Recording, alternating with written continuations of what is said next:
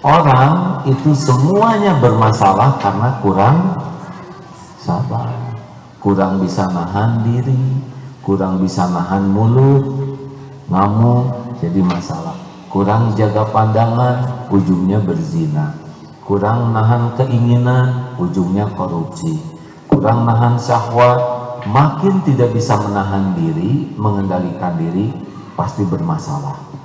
Makanya orang bermasalah itu karena kurang sabar. Tidak ada yang lebih pahit dari berharapnya hati kepada Allah. Allahumma aftah lana hikmataka ya Allah.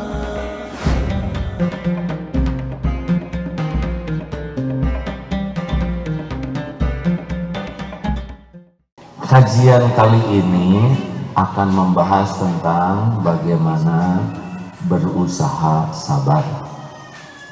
Sabar itu adalah menahan diri.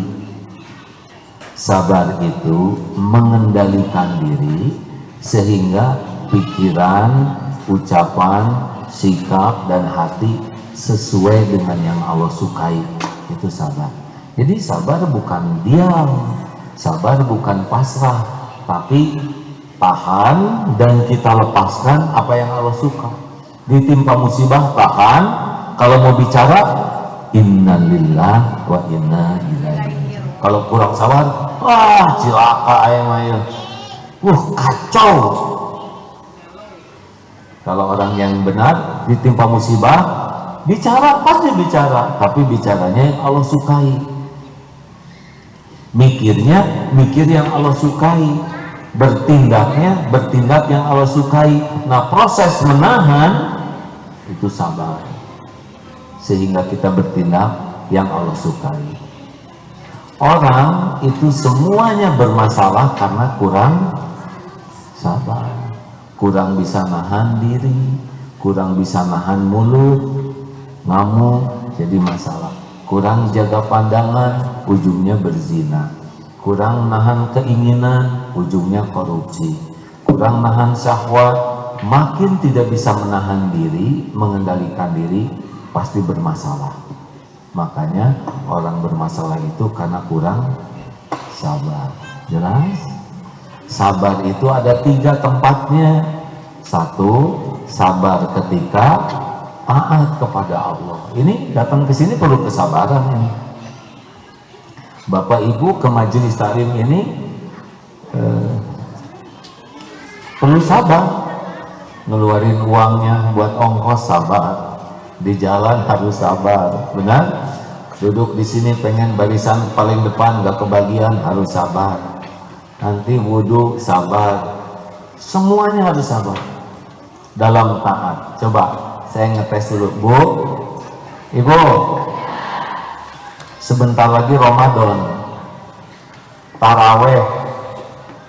Enaknya yang 23 rakaat atau 11 rakaat? Ya. Kemudian imamnya enaknya yang panjang bacaannya atau yang ringkas-ringkas? Ya, berarti belum juga Ramadan, udah enggak sabar dari sekarang harusnya. Jujur ya, jangan langsung soleh. Kalau punya uang 2 lembar 120.000, ada kotak infak, yang mana yang akan dimasukkan?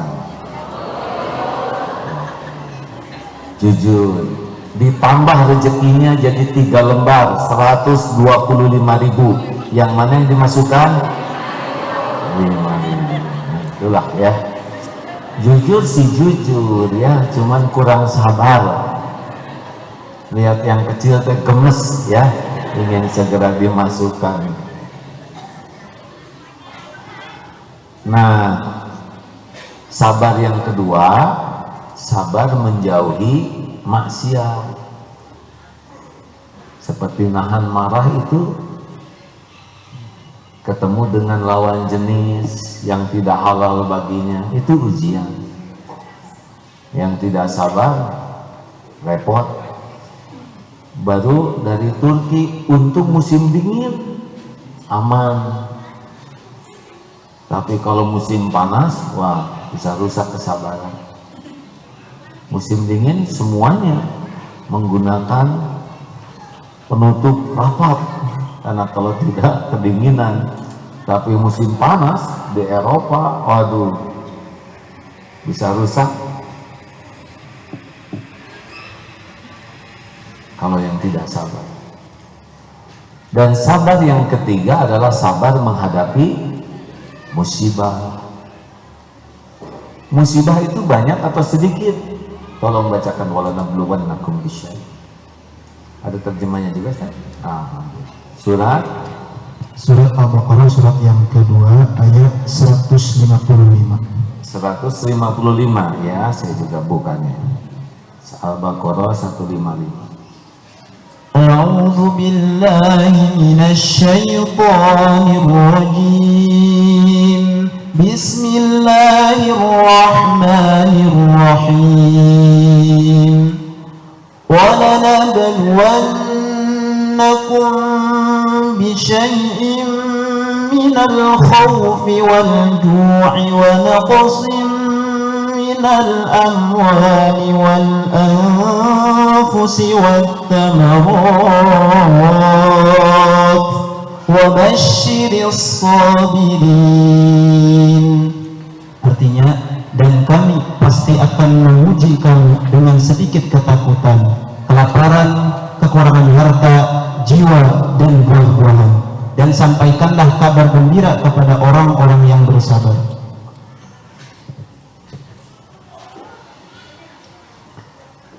Jadi orang yang sabar, alladzina idza asabathum musibah qalu inna lillah. Jadi begini nih, kalau kita dalam keadaan kepahitan mau sabar, ketika ditimpa kepahitan bentuk apapun, yang pertama adalah jangan ingat siapapun dan jangan nyebut siapapun selain Allah. Tidak ada musibah yang bisa menimpa kita baik kecil maupun besar kecuali dengan izin Allah. At-Taghabun ayat 11. A'udzubillahi minasyaitonirrajim. Ma asaba min musibatin illa biiznillah. Tidak ada satupun musibah yang menimpa kecuali dengan izin Allah. Ma asaba min musibatin illa biiznillah. Wa may yu'min billah yahdi qalbah.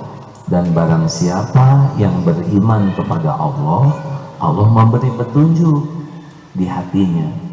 Wallahu bikulli syai'in alim. Dan Allah Maha mengetahui segala-galanya. Jadi Bapak Ibu yang baik, kalau ada apa-apa, yakin ini terjadi dengan izin Allah. Walaupun tidak cocok, tidak cuka, ketusuk jarum, astagfirullah, izin Allah. Jatuh dari tangga, izin Allah. Hilang dompet, izin Allah. Hilang sendal, izin Allah. Jerawat timbul, izin Allah. Pusing, ketimpa, datang kotoran burung kena kepala, izin Allah. Suami marah, istri marah, izin Allah. Izin Allah itu bukan berarti ridho Allah. Kecopetan, izin Allah, tapi Allah tidak ridho kepada pencopetannya. Tapi terjadinya itu izin Allah. Si copetnya Allah tidak ridho.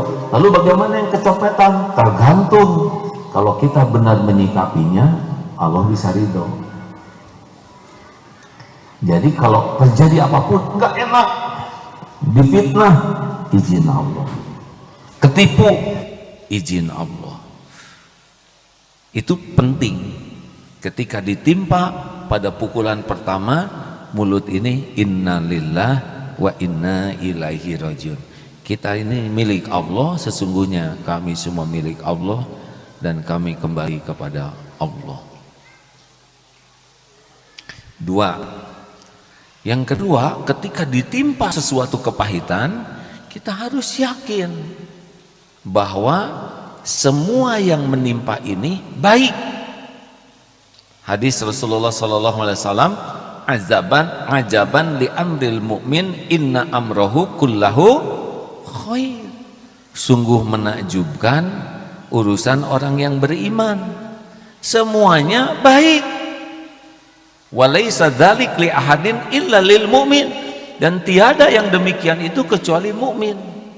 Ketika ditimpa musibah dia bersabar. Ketika wa idza asabatun sarra'u syakara, diberikan nikmat dia syukur, fakana khairullah, jadi baik. Wa idza asabatun darra'u sabara, fakana khairullah, ketika ditimpa musibah dia sabar, maka itu pun baik baginya.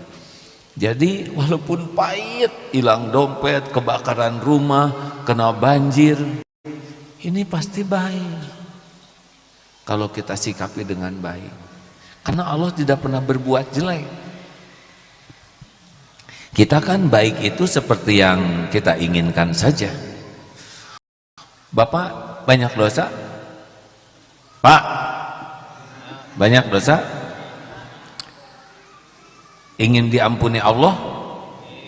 Yang betul. Istighfarnya sedikit atau banyak selama ini? Jawab yang jujur. Sedikit. Sholatnya khusyuk tidak? Tidak. Sedekahnya sedikit atau banyak? Coba ya. Dosa banyak, istighfar sedikit, sholat kurang khusyuk, sedekah sedikit. Terus mau gimana ini dosa ini? Dan Allah ingin kita diampuni. Ditimpakanlah musibah. Karena musibah bisa jadi penggugur dosa. Kita tidak suka musibahnya, padahal Allah menimpakan musibah itu supaya kita bersih dari dosa. Jelas tidak nih? Bu, banyak dosa? Ingin mulia tidak? Coba amalannya apa? Hafal Quran tidak? Sholatnya khusyuk tidak? Belum. Kemudian sedekahnya melimpah atau sedikit? Terus dari mana pahalanya pengen jadi mulia? Maka ditimpakanlah bala, ujian oleh Allah supaya dapat pahala yang tidak terkejar oleh amalan tapi terkejar oleh kesabaran. Jadi jangan kecil hati kalau ada kepahitan. Karena bisa ke bawahnya ngegugurin dosa, ke atasnya bisa ngangkat derajat. Asal sabar. Rasulullah banyak ujian hidupnya tidak? Sedikit atau banyak? Ringan atau berat? Sederhana atau rumit? Hasilnya hina atau mulia? Ini yang sedang ceramah, kira-kira banyak tidak masalahnya?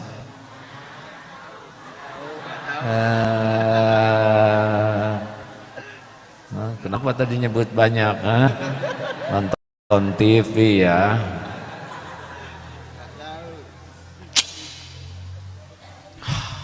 Alhamdulillah. Kalau saya ingat ujiannya bertubi-tubi itu ya, saya ingat saja ini karena dosa saya yang belum saya tobatin. Makin pahit ya Allah, astagfirullah. Terus gimana supaya kita bisa kuat nanggungnya? Ingat yang ketiga, bahwa semua ujian sudah diukur oleh Allah.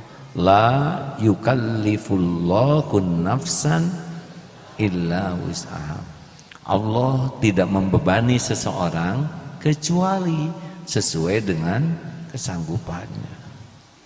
Allah tahu enggak kesanggupan kita?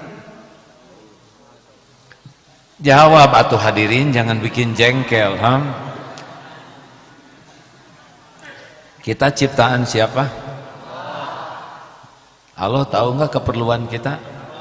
Kemampuan kita? Tahu.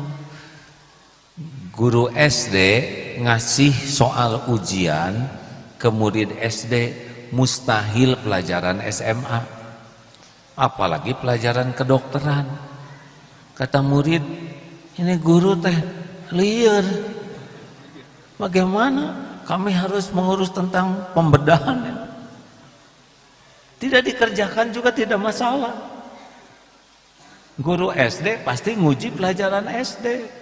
Nah, Allah Maha Adil, tahu persis tingkat keimanan, tingkat keilmuan, tingkat intelektual kita, tingkat fisik kita, kondisi ekonomi kita. Allah tahu. Allah tahu, Bapak bokeh itu Pak tahu ya. Tahu. Jadi jangan merasa paling menderita dan jangan ngebanding-banding dengan orang lain karena beda kapling. Ngebanding dengan Nabi Ayub, itu jelas beda kapling. Saya mah nggak mau ujiannya seperti ujian ulama itu, yang nggak diuji atuh Bu. Beda kapling. Yang ulama ilmunya banyak, amalnya banyak, ujiannya sebanding dengan tingkat keyakinan. Makin kuat iman, makin kalau gitu saya nggak akan mau kuat iman. Gini ya. Ibu teh mau TK seumur hidup. Udah tua, ibu sekolah di mana? TK, TKB ya. Umur 65. Sekolah TK kan error.